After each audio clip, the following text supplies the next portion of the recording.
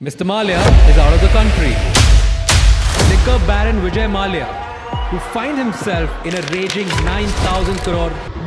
जब भी इंडिया में किसी मिडिल क्लास आदमी को लोन लेने जाता है वो किसी भी बैंक में, तो बैंक वाले न जाने उसे सिक्योरिटी के नाम पर, डॉक्यूमेंट के नाम पर हर चीज़ वेरीफाइड करते हैं और तब जाके उस गरीब आदमी को किसी भी बैंक में जाके लोन मिलता है। लेकिन जब यही लोन हमारे देश के कुछ जाने माने अमीरों को चाहिए ना, तो वो बैंक उसे डायरेक्ट 1 मिनट में लोन दे देते हैं, बिना किसी सिक्योरिटी प्रूफ के, बिना किसी चेकअप के और बिना किसी लीगल डॉक्यूमेंटेशन के।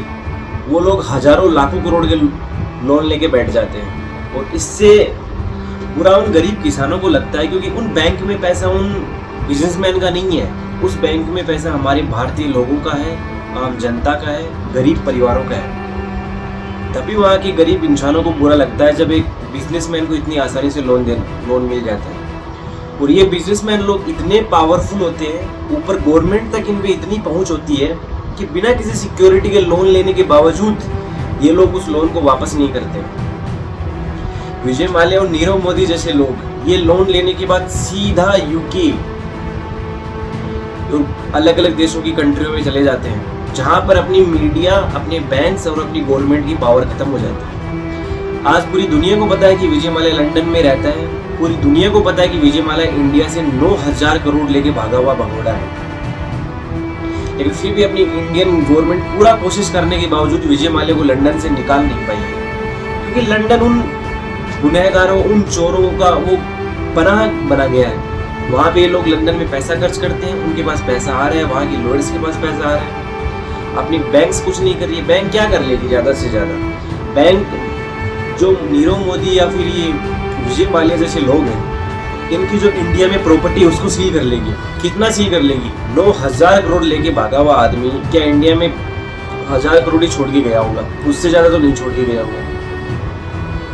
और अब ये लोग अपनी इमेज सुधारने के लिए पॉडकास्ट करते हैं। विजय माल्या का नया पॉडकास्ट आया है, आई एम नॉट ए चोर, जो राज एक बड़े सर है, बहुत बड़े सर है यूट्यूब के, उन्होंने उनके साथ पॉडकास्ट किए और वो बंदा वहाँ पर सीधी बात अपनी इमेज को सुधराने के लिए वो पॉडकास्ट हो रहा है वहाँ पर, और उस पॉडकास्ट का कोई मतलब नहीं, मैं बता देता हूँ। और अब अगर ऐसे भागे हुए लोगों का वैसे पॉडकास्ट कर रहे हैं, वैसे उनकी इमेज को सुधारा जा रहा है, तो ये क्या मतलब हुआ? वो 9,000 करोड़ गए ना, 9,000 करोड़ बंदे ने क्या कह के लिए?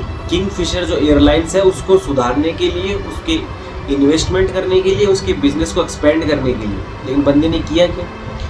$40 मिलियन से भी ज़्यादा की संपत्ति अपने किड्स के अकाउंट में ट्रांसफ़र कर दी। जहाँ एक तरफ गरीब आदमी का बच्चा ढंग से स्कूल की शिक्षा पूरी नहीं कर पा रहा है, उसका माँ बाप सड़कों पे ठेले लगा रहा है, दुकानें लगा रहा है, टेम्पो रिक्शा का काम करता है, उन सब के पैसे लेकर भागा हुआ आदमी और उसकी औलाद एक तरफ $40 मिलियन का पैसे लेके मजे कर रही है पूरे विदेशों में। और ऐसा नहीं है कि विजय माल्या के पास पैसा नहीं है, विजय माल्या के पास पैसा है, उसकी बैंकों में पैसा है। वो बंदा अपने पॉडकास्ट में खुद कह रहा है कि उसके बहुत अलग अलग बिजनेस चल रहे हैं, अलग अलग जगह, France, UK, India, south Africa, Cape Town, वहाँ पर उनकी प्रॉपर्टी है।